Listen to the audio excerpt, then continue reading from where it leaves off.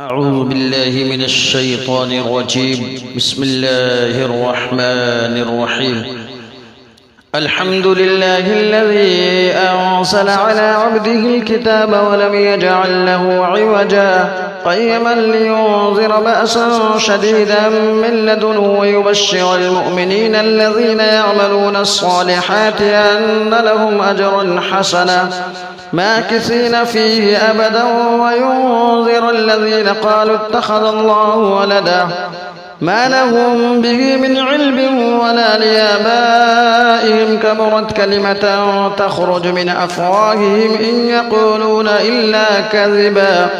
فلعلك باخع نفسك على آثارهم إن لم يؤمنوا بهذا الحديث أسفا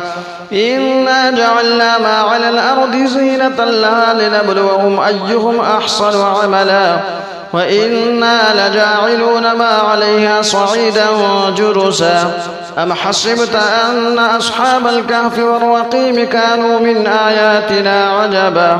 إذ أوى الفتية إلى الكهف فقالوا ربنا آتنا من لدنك رحمة وهيئ لنا من أمرنا رشدا فضربنا على آذانهم في الكهف سنين عددا ثم بعثناهم لنعلم أي الحزبين أحصى لما لبثوا أمدا نحن نقص عليك نباهم بالحق إنهم فتية آمنوا بربهم وزدناهم هدى وربطنا على قلوبهم إذ قاموا فقالوا ربنا رب السماوات والأرض لن ندعو من دونه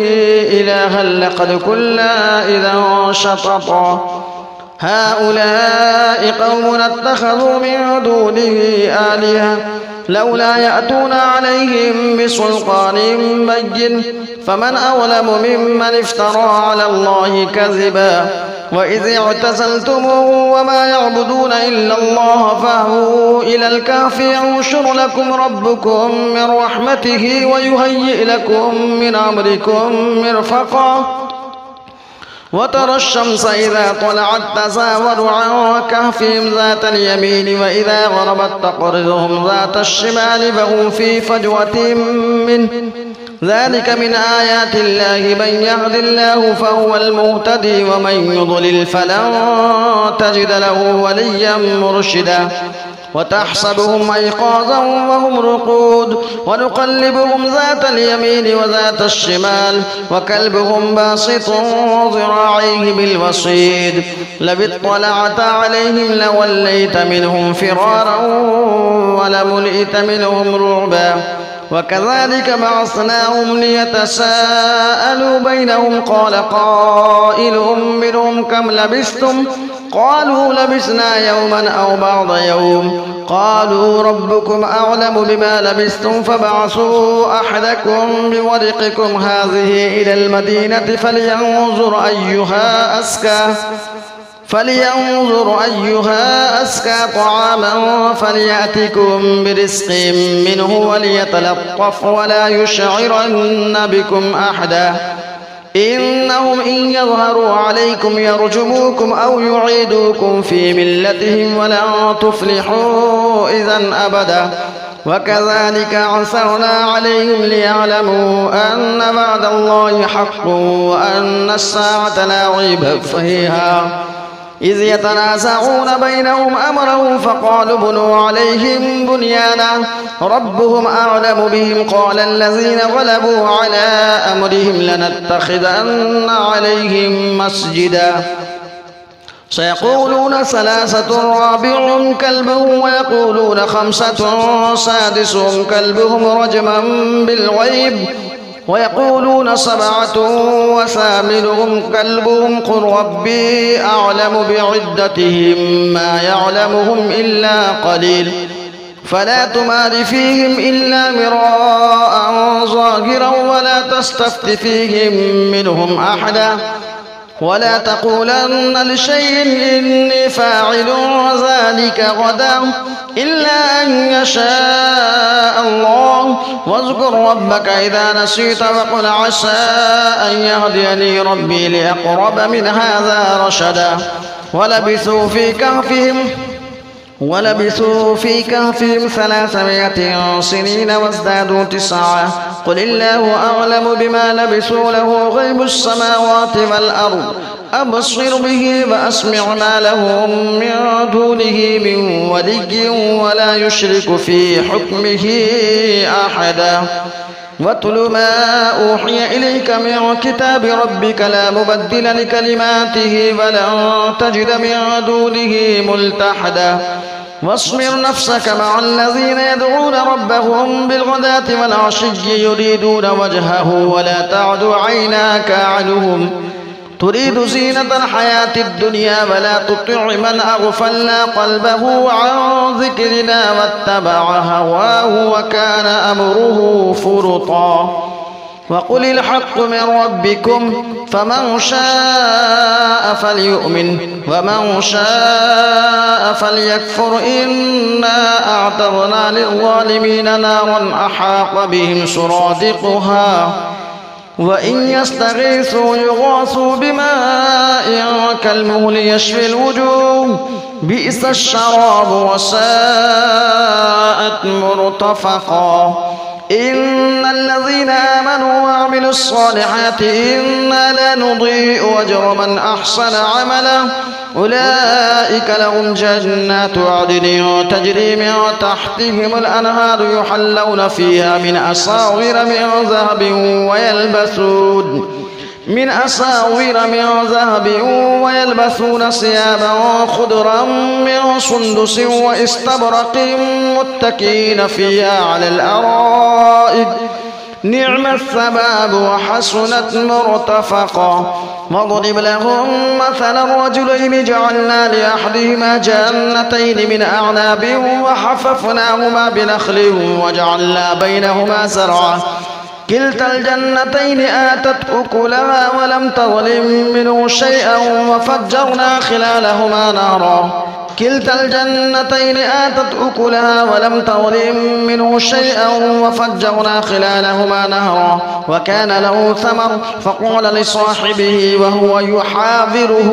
أنا أكثر منك مالا وأعز نفرا ودخل جنته وهو ظالم لنفسه قال ما أظن أن تبيد هذه أبدا وما أظن الساعة قائمة ولئن رددت إلى ربي لأجدن خيرا منها منقلبا.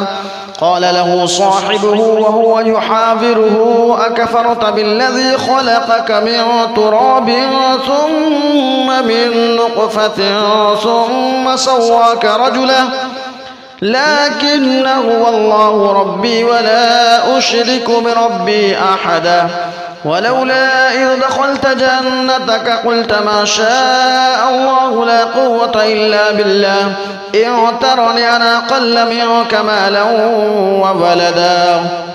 فعسى ربي أن يؤتيني خيرا من جنتك ويرسل عليها حسبانا من السماء فتصبح صعيدا زلقا أو يصبح ماؤها غورا فلن تستطيع له طلبا وأحيط بثمره فأصبح يقلب كفيه على ما أنفق فيها وهي خاوية على أروشها ويقول يا ليتني لم أشرك بربي أحدا ولم تكن له فئة ينصرونه من دون الله وما كان منتصرا هنالك الولاية لله الحق هو خير ثوابا وخير عقبا. واضرب لهم مثل الحياة الدنيا كماء أنزلناه من السماء فاختلط به نبات الأرض فأصبح هشيما تذروه الرياح وكان الله على كل شيء مقتدرا. المال والبنون زينة الحياة الدنيا والباقيات الصالحات خير عند ربك ثوابا وخير أملا. ويوم نسير الجبال وترى الأرض بارزة وحشرناهم فلم نغادر منهم أحدا وعرضوا على ربك صفا لقد جئتمونا كما خلقناكم أول مرة بل زعمتم أن لن نجعل لكم موعدا ووضع الكتاب فترى المجرمين مشفقين مما فيه ويقولون يا ويلتنا ما لهذا الكتاب لا يغادر صغيرة ولا كبيرة إلا أحصاها ووجدوا ما عملوا حاضرة ولا يظلم ربك أحدا وإذ قلنا للملائكة اسجدوا لآدم فسجدوا إلا إبليس كان من الجن ففسق عن أمر ربه أفتتخذونه وذريته أولياء من دوني وهم لكم عدو بئس للظالمين بدلا ما أشهدتم خلق السماوات والأرض ولا خلق أنفسهم وما كنت متخذ المضلين عضدا ويوم يقول نادوا شركائي الذين زعمتم فدعوهم فلم يستجيبوا له وجعلنا بينهم موبقا ورأى المجرمون النار فظنوا أنهم مواقعوها ولم يجدوا عنها مصرفا ولقد صرفنا في هذا القرآن للناس من كل مثل وكان الإنسان أكثر شيء جدلا وما منع الناس أن يؤمنوا إذ جاءهم الهدى ويستغفروا ربهم إلا أن تأتيهم سنة الأولين أو يأتيهم العذاب قبلا وما نرسل المرسلين إلا مبشرين ومنذرين ويجادل الذين كفروا بالباطل ليدحضوا به الحق واتخذوا آياتي وما أنذروا هزوا ومن أظلم ممن ذكر بآيات ربه فأعرض عنها ونسي ما قدمت يداه إنا جعلنا على قلوبهم أكنة أن يفقهوه وفي آذانهم وقرا وإن تدعوهم إلى الهدى فلن يهتدوا إذا أبدا وربك الغفور ذو الرحمة لو يؤاخذهم بما كسبوا لعجل لهم العذاب بل لهم موعد لن يجدوا من دونه موئلا وتلك القرى أهلكناهم لما ظلموا وجعلنا لمهلكهم موعدا وإذ قال موسى لفتاه لا أبرح حتى أبلغ مجمع البحرين أو أمضي حقبا فلما بلغا مجمع بينهما نسيا حوتهما فاتخذ سبيله في البحر سربا فلما جاوزا قال لفتاه آتنا غداءنا لقد لقينا من سفرنا هذا نصبا قال أرأيت إذ أوينا إلى الصخرة فإني نسيت الحوت وما أنسانيه إلا الشيطان أن أذكره واتخذ سبيله في البحر عجبا قال ذلك ما كنا نبغي فارتدنا على آثارهما قصصا فوجدا عبدا من عبادنا آتيناه رحمة من عندنا وعلمناه من لدنا علما قال له موسى هل أتبعك على أن تعلمني مما علمت رشدا قال إنك لن تستطيع معي صبرا وكيف تصبر على ما لم تحط به خبرا قال ستجدني إن شاء الله صابرا ولا أعصي لك أمرا قال فإن اتبعتني فلا تسألني عن شيء حتى أحدث لك منه ذكرا فانطلقا حتى إذا ركبا في السفينة خرقها قال أخرقتها لتغرق أهلها لقد جئت شيئا إمرا قال ألم أقل إنك لن تستطيع معي صبرا قال لا تؤاخذني بما نسيت ولا ترهقني من أمري عسرا فانطلقا حتى إذا لقي غلاما فقتله قال أقتلت نفسا زكية بغير نفس لقد جئت شيئا نكرا قال ألم أقل لك إنك لن تستطيع معي صبرا قال إن سألتك عن شيء بعدها فلا تصاحبني قد بلغت من لدني عذرا فانطلقا حتى إذا أتيا أهل قرية استطعما أهلها فأبوا أن يضيفوهما فوجدا فيها جدارا يريد أن ينقض فأقامه قال لو شئت لاتخذت عليه أجرا قال هذا فراق بيني وبينك سأنبئك بتأويل ما لم تستطع عليه صبرا أما السفينة فكانت لمساكين يعملون في البحر فأردت أن أعيبها وكان وراءهم ملك يأخذ كل سفينة غصبا وأما الغلام فكان أبواه مؤمنين فخشينا أن يرهقهما طغيانا وكفرا فأردنا أن يبدلهما ربهما خيرا منه زكاة وأقرب رحما وأما الجدار فكان لغلامين يتيمين في المدينة فكان تحته كنز لهما وكان أبوهما صالحا فأراد ربك أن يبلغا أشدهما ويستخرجا كنزهما رحمة من ربك وما فعلته عن أمري ذلك تأويل ما لم تستطع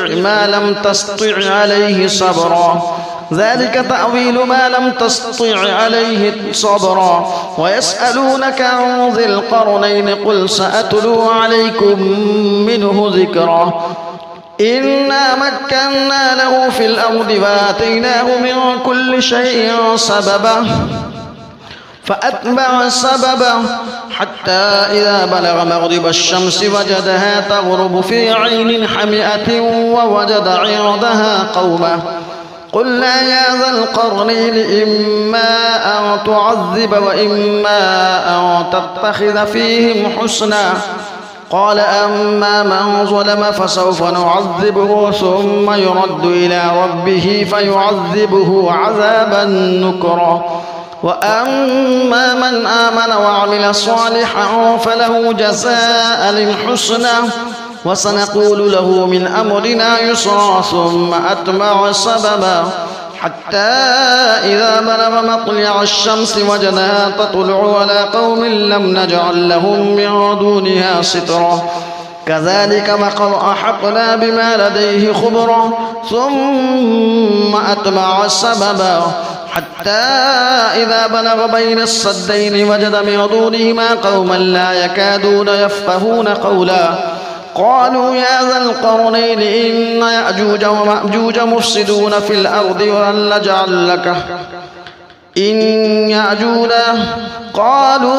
القرنين إن يأجوج ومأجوج مفسدون في الأرض فهل نجعل لك خرجا على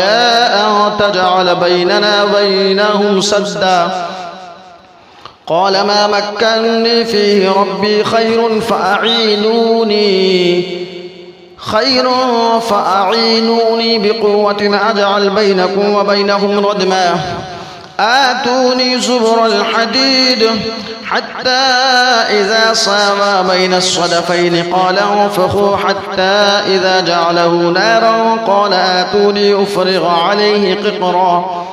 فما استطاعوا أن يظهروه وما استطاعوا له نقبا قال هذا رحمة من ربي فإذا جاء وعد ربي جعله دكا وكان وعد ربي حقا فتركنا بعضهم يومئذ يموج في بعض ونفخ في الصور فجمعناهم جمعا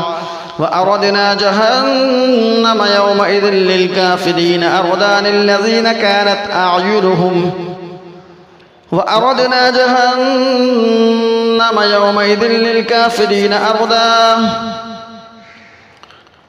الذين كانت أعينهم في غطاء عن ذكري وكانوا لا يستطيعون سمعا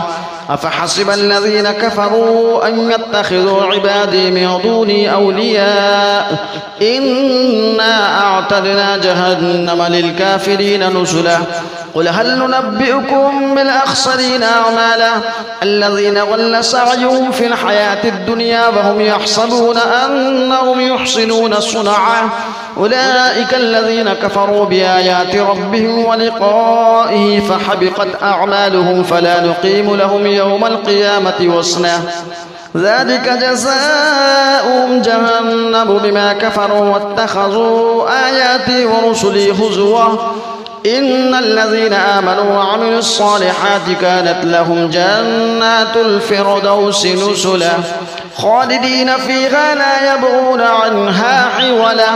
قل لو كان البحر مدادا لكلمات ربي لنفد البحر قبل أن تنفد كلمات ربي ولو جئنا بمثله مددا